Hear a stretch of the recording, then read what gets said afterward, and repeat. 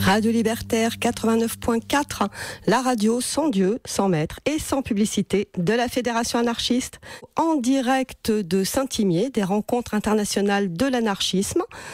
Donc Samuel, je passe maintenant à la parole. Est-ce que tu peux nous dire comment est née l'idée de ce film et comment vous l'avez conçu et comment il se présente ?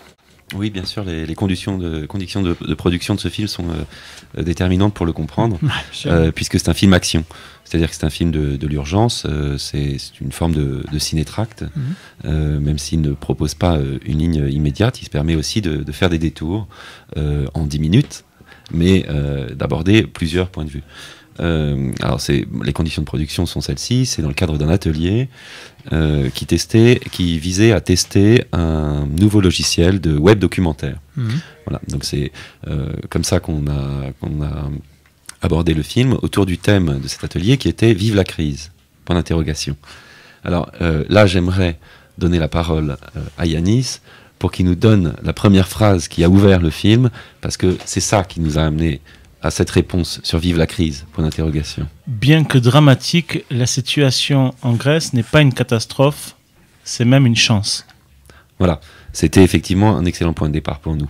C'était le début d'une réponse. C'est pas un film qui apporte des réponses, c'est un film qui pose des questions. Mais dans sa forme web documentaire, il permettait quand même de reconsidérer le mot crise dans son acception grecque justement, c'est-à-dire le krinein en grec, le moment du discernement, le moment où les choses sortent. Et en rencontrant le texte de Yanis Yountas qu'il a écrit avec Raoul Vaneigem, on s'est rendu compte qu'il y avait quelque chose là qui était en mouvement dans ce moment-là en Grèce, très particulier, puisque les gens étaient obligés d'être dans une forme de dépassement, et que nous en France on était concernés par ça puisque ça sortait des frontières. Ça devait aller plus loin. Ce texte qui a des connexions avec la pensée situationniste. Voilà, on est ici dans un espace où on travaille vraiment la question libertaire, mais on est déjà là vraiment sur une ouverture. Donc c'est par ça qu'on a commencé ce film. Évidemment, les images qui allaient pour nous avec ça, c'était des images de détournement. C'est-à-dire que comme c'était un film d'urgence et un film d'action, on avait 12 heures pour faire les choses. Qu'est-ce qu'on fait quand on ne peut pas faire ? C'est un excellent point de départ. C'est-à-dire, une caméra, on en a une, on n'en a pas une. On a combien de temps pour aller tourner des images ? Un aller-retour en Grèce ? Non.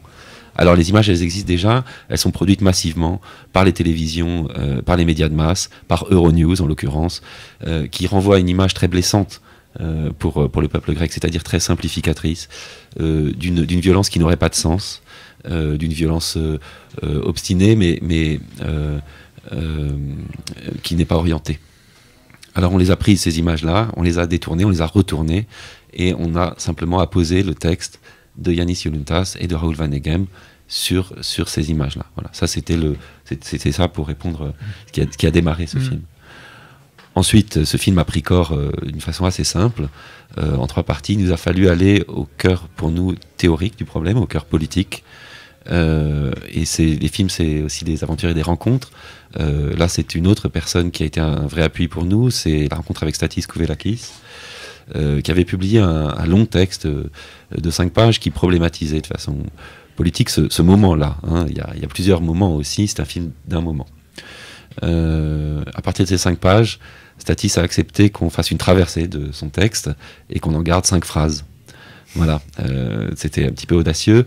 Il s'est tout à fait retrouvé dans une lecture, certes assumée, subjective, mais avec une subjectivité multiple. Et c'était la première chose que je voulais dire. Pourquoi est-ce que je ne l'ai pas dite ? C'est que ce film, il est collectif. Je l'ai fait moi, avec Réjeanne Tremel. Donc c'est une aventure collective et ça permet d'avoir des traversées à la fois subjectives des textes, mais dialoguées. Voilà. Et ça permet d'avoir des choix qui sont portés ensuite, dans lequel l'auteur, en l'occurrence, s'est retrouvé. On voulait garder le silence autour de cette partie théorique, c'est-à-dire qu'on avait simplement mis les phrases comme des cartons. C'est une des traditions du cinéma, et c'est plus celle du détournement de la première partie, c'est une autre forme qui est jugée comme assez audacieuse, parce qu'on tombe dans un moment où il n'y a que de l'écrit. Alors à quoi sert l'image ? On a enlevé l'image vraiment, parce qu'on est dans un moment de théorie, on est dans un moment dur. Là encore, Yanis a été de bon conseil, parce qu'il nous a permis d'habiller ce texte avec une musique qui est celle de l'entêtement, qui est la musique populaire grecque, celle du rebetiko, du groupe Talimaniac Scène. Qui s'appelle Un Talimaniac groupe de Toulouse Scène. qui voyage partout en France, notamment pour soutenir des journées de solidarité. Voilà. Et qui a donc permis aussi de rendre vivant cette traversée du texte. On a souhaité finir le film sur un événement particulier qui nous avait nous marqué, qui était qu'un poète qui est aussi allé dans la pensée et dans différents endroits de la pensée, et certains endroits sont critiquables aussi, mais qui est simplement retourné dans la rue. Un poète et un musicien, Mikis Theodorakis, et qui a été gazé dans la rue. Et un poète français, poète occitan, a décidé de lui répondre. C'est le poète qui s'appelle Serge Pey. Grâce à Yanis, on a pu avoir cette traduction de ce poème, de cette adresse d'un poète occitan à un musicien grec, une traduction et une lecture par une jeune fille qui est Lisa Youluntas, à qui est dédié ce film, parce que c'est une jeune fille qui a 18 ans, peut-être 19 maintenant, non 18 encore, et qui était dans les luttes. Et pour nous, cette parole entre ces artistes qui ont toujours combattu, avec leurs armes de l'art, il était important qu'elle soit portée par les générations qui sont aujourd'hui dans les combats. Voilà. Et donc ça, c'est la fin de ce film, si ce n'est que ce film n'a pas vraiment de fin, parce que c'est surtout un appel à l'action. C'est un film d'urgence et c'est un film d'appel à l'action. Le moment même où il a été fabriqué, on est en mars, donc c'est il y a quelques mois, dans les médias français, la problématique qui nous intéresse en Grèce est quasiment dépassée. Les forces insurrectionnelles ont tout donné, se sont vidées, et on rentre dans une période électorale. Voilà, simplement. Nous, on avait bien vu qu'il y avait des choses bien plus profondes, parce qu'elles étaient ancrées, c'est ce qu'on essaie de montrer dans le film, bien plus profondément, et qu'elles peuvent durer largement au-delà de ce temps-là. Donc c'est à ce moment-là qu'on a décidé de relever la chose et de publier ce film.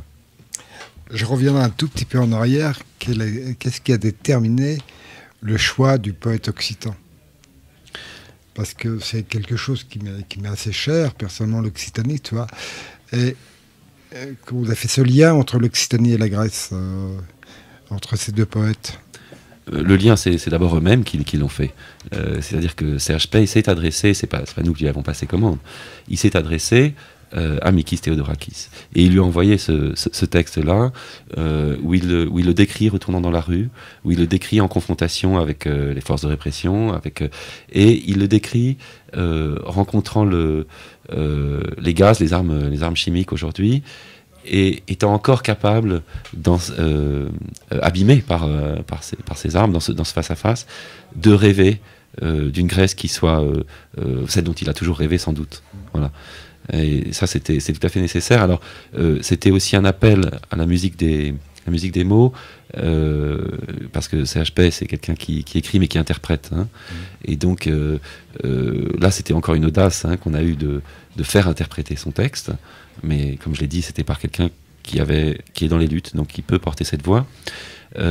Simplement, cet appel à la musique, il était important pour nous aussi, parce qu'on ne souhaitait pas encenser la musique grandiose de Theodorakis, mais on a quand même choisi une de ses musiques pour finir, qui est une musique tout à fait méconnue, parce que ce sont des extraits des répétitions qu'il avait avec ses chœurs. Et c'est ce qu'on voulait dire à la fin, c'est que c'était pas le canto général, où on croyait pas particulièrement à un moment crucial. On a pensé que si les ultralibéraux, si des forces coalisées voulaient faire de ce pays un laboratoire du pire, sans doute, nous étions dans un travail collectif qui était peut-être de l'ordre de la répétition, qu'il faudrait encore répéter, que ces choses-là dureraient, et qu'on n'était pas du tout dans le grand œuvre, mais que tout ça était bien au travail aujourd'hui. Voilà, donc c'est ces musiques-là de Theodorakis qu'on est allé chercher, qui sont méconnues, qui s'appellent rehearsal, ça veut dire répétition. Voilà, et donc c'est sa période aussi où il était encore extrêmement jeune, avec Mélina Mercouri et avec des chœurs de jeunes gens. C'est cette vigueur-là qu'on veut porter. C'est à ça que ça sert, de faire des images, c'est pour agir. Et ce film, est-ce que vous avez eu l'occasion de commencer à le diffuser? Est-ce qu'il y a des débats autour? Comment ça se passe? Oui, le plus possible, on cherche à ce qu'il soit accompagné de paroles, puisque c'est un film de questions, et c'est un film qui n'impose pas une ligne. Donc il doit susciter des paroles. Yannis Younoutas le porte avec lui, et j'en suis très heureux, parce que Yannis continue à aller en Grèce ou à être en connexion avec beaucoup de gens, et ce film, pour moi, est vraiment un point de départ. On l'utilise très souvent en début de soirée. Voilà. On m'a proposé de l'amener ici à Saint-Imier. J'étais très heureux de ça, parce que je crois que la vocation de ce film, c'est d'être international. C'est-à-dire que je suis très intéressé d'entendre les gens à Athènes, les gens à Thessalonique, les gens qui connaissent des situations particulières parler, mais je suis très intéressé que les regards se croisent sur cette situation grecque, parce que je pense vraiment qu'on est concerné. Alors, on a eu tout à l'heure un petit problème technique pour le diffuser. Finalement, c'est pas bien grave, parce que on aurait pu le diffuser, mais en fin de débat. Et ça, pour moi, c'était hors de propos, puisque ce film est tout sauf conclusif. Voilà. Donc, on peut le voir très facilement. On essaie de le porter nous-mêmes, de le porter avec de la parole, qu'il porte des débats, mais on l'a aussi mis en diffusion maximale, sur Internet. Et puis, il y a des versions traduites maintenant du texte de Yannis et de Raoul Vaneigem. Donc le titre est Grèce générale, et ça donne tout de suite le film. Et est-ce que tu as la possibilité, toi, au niveau des groupes anarchistes qui te demanderaient de venir projeter ce film dans leur ville, tu pourrais venir? Oui, je considère à certaines conditions, évidemment. Qu'un auteur n'a pas de droit, il n'a que des devoirs. Donc il faut effectivement accompagner ce film. Encore une fois, moi, mais Réjeanne Trémel aussi, qui l'a fait. Et puis voilà, on souhaite que ça circule. La seule réserve qu'on a mis, c'est qu'on l'a pas nous-mêmes posté sur un site spécifique. C'est-à-dire qu'on l'a mis sur les plateformes. Chacun peut le garder après ou le déposer ailleurs, mais on voulait avant tout qu'il circule. Et c'est vrai que moi, m'intéressant à ces questions d'un art situé, d'un art qui agit sur le monde et du monde qui agit sur l'art, notamment au sein d'une revue dont je suis dans le comité de rédaction, qui est la revue Cassandre Orchamps, j'ai souvent l'occasion de me déplacer pour accompagner des formes artistiques, etc. Et on le fait, et je suis venu jusqu'ici, et je suis ravi de participer à ces rencontres. C'est un grand moment. Eh ben, hors antenne, tout à l'heure, on prendra rendez-vous pour l'automne en Bourgogne. Ah, avec plaisir. J'espère que ça a donné l'envie à beaucoup d'auditeurs et d'auditrices d'aller voir ce film et de débattre